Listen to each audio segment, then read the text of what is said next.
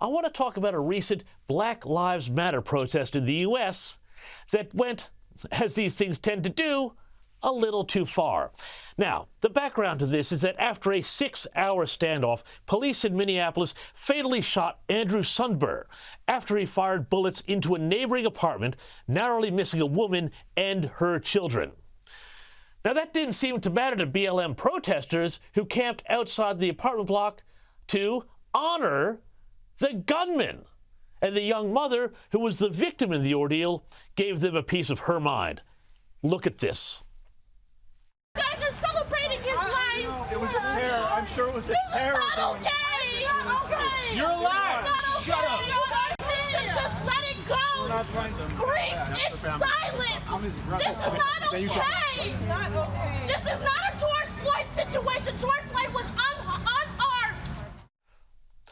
Adam B. Coleman, founder of Wrong Speak Publishing, joins me now to discuss this.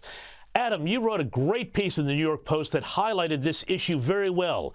Black Lives Matter has become an almost quasi-religious movement with its own rituals, but instead of supporting innocent victims, it demonizes anyone who gets in the way of their attacks of the system. Is that right? That's exactly right. I think the mistake that American people have is when they think that it's about the particular situation, when really the objective is to attack the system itself. I remember listening to one of the chants from that very march. They were saying there are no good cops in a bad system. The attack is on the system itself. It doesn't matter if the perpetrator or the person that they're claiming to be a victim is actually someone who's an offender, like in this case, where he nearly took someone's life. Whether it was because of a mental episode or purposefully done, I don't think we know the motive as of yet. But that doesn't matter. The objective is to attack the system. So they're going to use any situation that's ambiguous. And to play devil's advocate, this possibly could have been, let's say, a bad shooting. Let's say it was something that was taken out of protocol. I don't know. I'm just playing devil's advocate at this moment.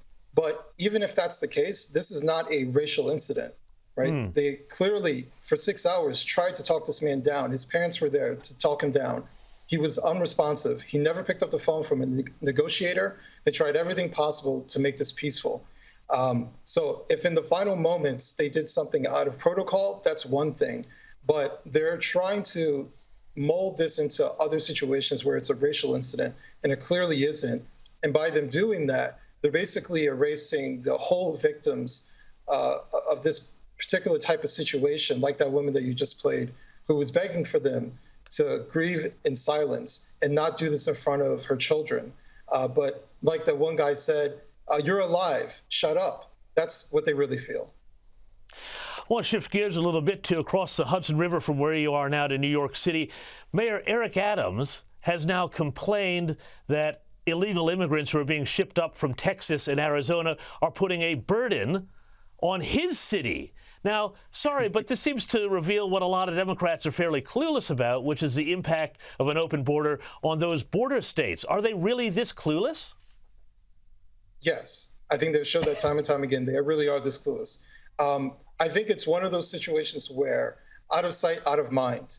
It's real easy to be ideological about save everybody, help everyone. Oh, it's a border crisis. We need to take everybody through, right? It's really easy to be idealistic when you're thousands of miles away. But when they're here at your front steps and you have to deal with the problem, you have to house them, you have to feed them, you have to deal with any type of ramifications or any type of situation that they're coming from. It's a huge deal. It's something that you're going to have to now put yourself into. You're now going to have to deal with it. And I think Eric Adams has shown that, one, he's ill prepared for it. Two, I don't think he really has a plan and never really had a plan for this. I think we have been watching as, I remember they were shipping people, I say shipping, but they were bringing people basically to Washington, D.C., and basically letting them off the bus and having at it. And it was about time it was going to hit New York City and other major cities who recklessly claimed themselves as sanctuary to virtue signal. Well, now the sanctuary is put into place. Now deal with it.